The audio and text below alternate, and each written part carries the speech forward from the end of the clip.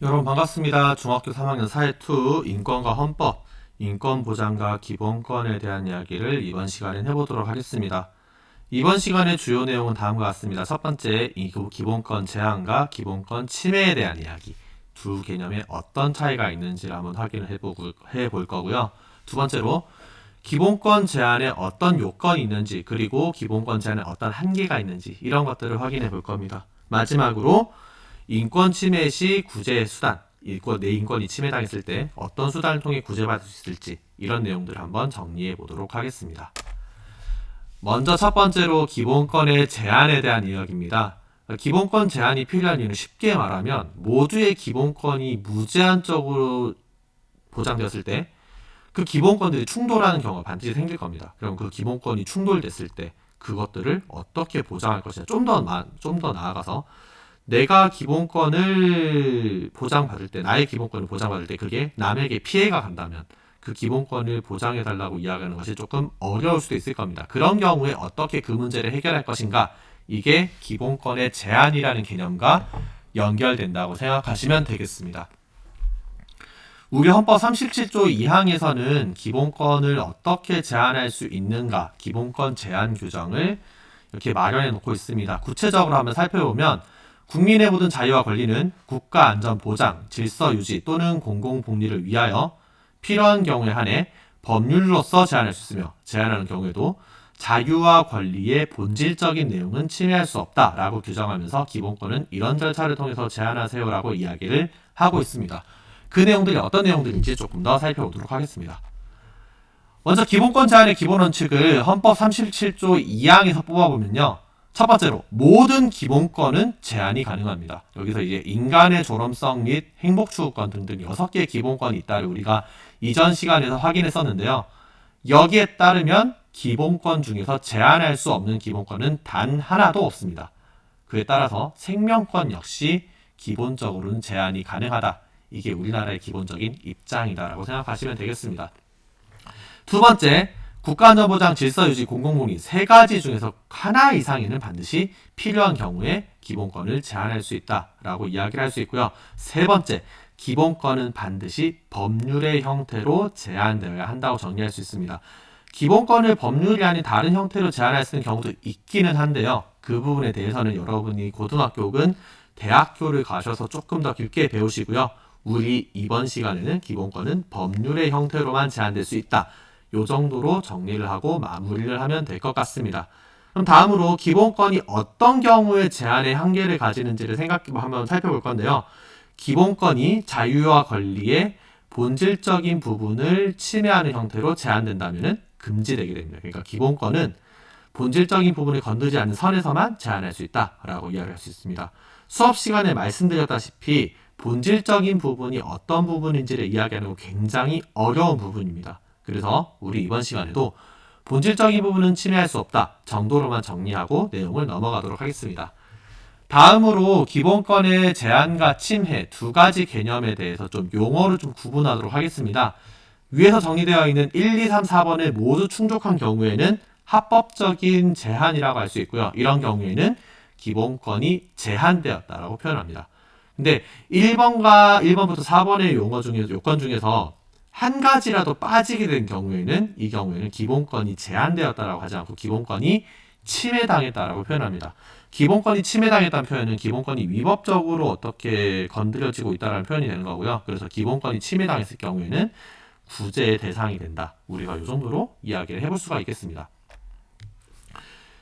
여러 가지 예가 있는데 오늘은 이 예를 가지고 이야기를 한번 해보겠습니다. 6617 부대는 제가 예전에 근무했던 부대고요. 네, 그렇습니다. 네, 군사기지 및 군사시설보호법 보겠습니다. 5조에 보면 5조 1항에서 군사보호구역 안에서 이러한 행위를 하여서는 안 된다라고 규정을 하고 있습니다. 이 중에서 좀 해석이 쉬운 부분을 보면요. 첫 번째, 그 1항에 또 첫 번째로 보면은 군사기지 시설에 출입을 금지한다 라고 나와 있고요. 네 번째 4호에서 보면 군사기지나 군사시설에 대해서 촬영, 사진을 찍거나 묘사, 표현을 하거나 녹취, 녹음을 하거나 측량, 어디에 있는지 좌표에 찍거나 이런 것들을 하면 안 된다라고 되어 있습니다. 내용을 보시면 아시겠지만 보호구역 안에서의 자유, 행동의 자유 이런 것들을 굉장히 많이 금지하고 있다 정도로 우리가 해석을 할 수가 있고요. 이게 제한인지 침해인지를 한번 앞에 배워본 내용대로 한번 확인해 보겠습니다. 자, 1번.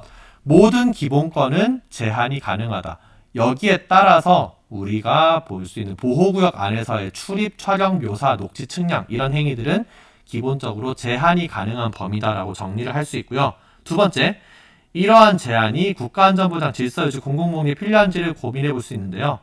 일단 군사기지는 국가안보에 필요한 시설이기 때문에 국가안전보장에는 필요하지 않을까라고 우리가 예측을 할 수 있겠습니다. 세 번째, 이 제한이 법률의 형태인지를 살펴봐야 되는데요. 군사기지 및 군사시설보호법은 법률입니다. 그래서 법률의 형태로 제한되었다라고 우리가 정리를 할 수가 있겠습니다. 4번이 제일 애매할 겁니다. 자유와 권리의 본질적인 부분을 침해했는가?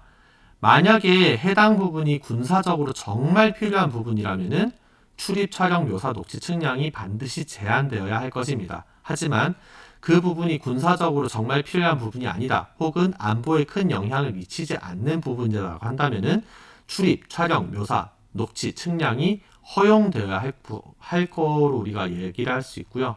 그래서 자유와 권리의 본질적인 부분이 침해되는지 여부를 한번 생각해 보면 이게 침해인지 제한인지를 얘기해 볼 수 있을 겁니다. 그래서 이제 밑에 내용들을 보면은 1번과 1번에서 4번까지 요건 충족했다면 제한이라고 할 수 있을 거고요. 하나라도 충족하지 못했다면 침해라고 할 수 있을 겁니다. 수도권의 경우에는 대부분의 군사 제한 시설이 이제 많이 풀리고 있고요. 그러다 보니까 예전에는 접근이 금지되는 군사 시설 보호 구역이었던 것들이 풀리고 있는 경우가 많습니다. 그래서 이런 것들을 봤을 때 예전에 비해서 현재에는 군사시설 보호구역에 대해서 엄격하게 이렇게 기본권을 제한하려고 하기보다는 기본권이 과거에 제한되었던 지역들이 이제는 기본권의 침해로 해석되는 부분이 많다 정도로 정리를 하고 넘어갈 수 있겠습니다. 이 부분이 시험과 연계될 경우에는 전에 말씀드렸다시피 사실에 대한 측면보다는 여러분의 논리적 전개 부분을 많이 보겠다고 이야기를 드렸으니까요. 그 부분 한번 정리하면 좋을 것 같습니다. 다음으로 간단히 살펴보고 넘어갈 겁니다. 기본권이나 인권이 침해당했을 시 구제할 수 있는 수단을 볼 건데요. 일단 첫 번째는 법원이 나옵니다. 법원은 재판을 통해서 인권이나 기본권의 침해를 구제하고 있습니다. 구체적인 내용은 이단의 사법부 활동과 연결지어서 볼 겁니다. 두 번째로 헌법재판소. 헌법재판소의 경우에는 헌법소원이나 위헌법률 심판 등을 통해서 인권 침해를 구제하고 있고요. 이것도 마찬가지로 이단원의 헌법재판소 활동과 연결지어서 보겠습니다.